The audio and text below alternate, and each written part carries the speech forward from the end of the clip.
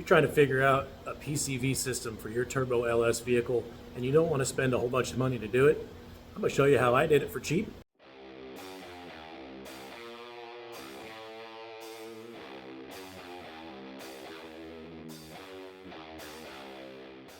This is my 5.3 liter 7875 turbo at a 1968 Chevelle. It's all the same engine bay. Mine's dirty, yours may not be, but let's get moving. To keep you from pushing all your oil out of your seals, you got to have somewhere for all this crankcase pressure to go. The factory system did a very good job, but it didn't have boost, at least in this application. So once we add boost into this, when you roll into a positive pressured system, it's got to have a way to escape. So we're going to allow this to work just like it did factory. In the NA applications, which is below boost, it'll operate just like factory. But as soon as you roll into boost, it'll flip and change, and it'll work great and still have suction. Let me show you how we did it. So on the factory setups, there's a PCV valve back here in the valve cover. That hose comes up and goes into the nipple right here on top of the intake. And this provides suction and gives you a good seal on your rings. So I'm going to call that my naturally aspirated side or my non-pressure side. Basically all I did was take this and add me a check valve in here. So what that does is when I'm not in boost, I can pull vacuum from the valve cover, comes into the catch can. I added this just so I can try to keep some of the oil out of the intake. Through the catch can, there's my check valve. Check valve goes through my vacuum block. Vacuum block comes down and goes into the intake port. You don't really need the vacuum block. You can put yours anywhere else. I just did it here because I already had it.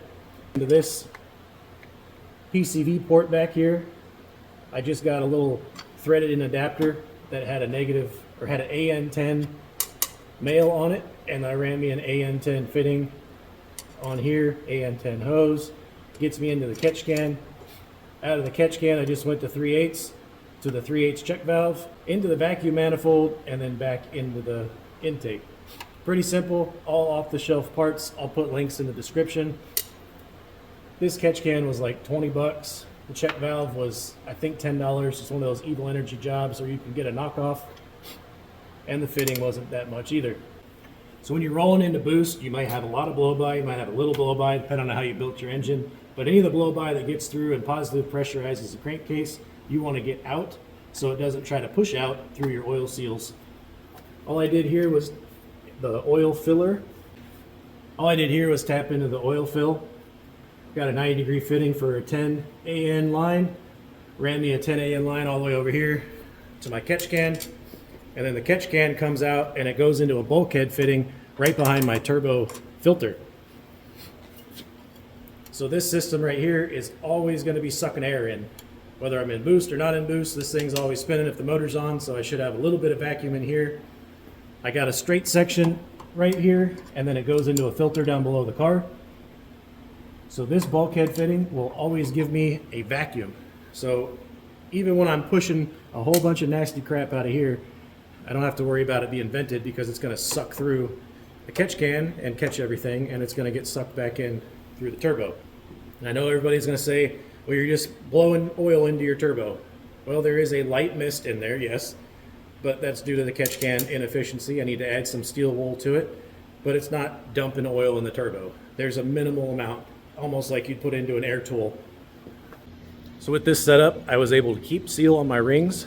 I was able to evacuate all the crankcase pressure that I needed to do, and I was able to keep this, I believe, under 100 bucks. I'll have to total everything up again, but it was pretty damn cheap as opposed to one of those, you know, aftermarket brand catch cans that want us $300, whatever it is, to give you something that may or may not work. A lot of guys will just run lines straight to a vented catch can, and that'll work. I didn't want to do that. I didn't want to go backwards in efficiency. PCV systems and how engines run and how much oil consumption and everything else, all the sciences went forward as we progressed in the years, and I didn't want to take it back to a small block Chevy type PCV system. So this allows me to keep good seal on the rings, and it allows all of that crankcase vapor to get out. I ran the crap out of this car. If you want to check out what this car has done, all the videos are in the channel, from me building it to all the events that we do. If you've watched this car at all, you know that I sit on the rev limiter. I am always in boost, especially when we're going somewhere. I beat the crap out of this car, and it takes it. I had it at 6 pounds for a while, and I had zero blow-by. I had zero smoke out of the exhaust. I turned it up to 12 pounds, and it's still holding. I don't know what the max is for this system because I haven't gone over 12 pounds. I'm sure somebody can try it and let me know because I would be happy to know. But I'm not giving this motor more than 12 pounds. It's all stock on the bottom. But anyways, cheap, simple PCV system. I'll put the links down in the description. If you guys have any questions, let me know. Or if you want to see something else on the car, let me know. Thanks for watching.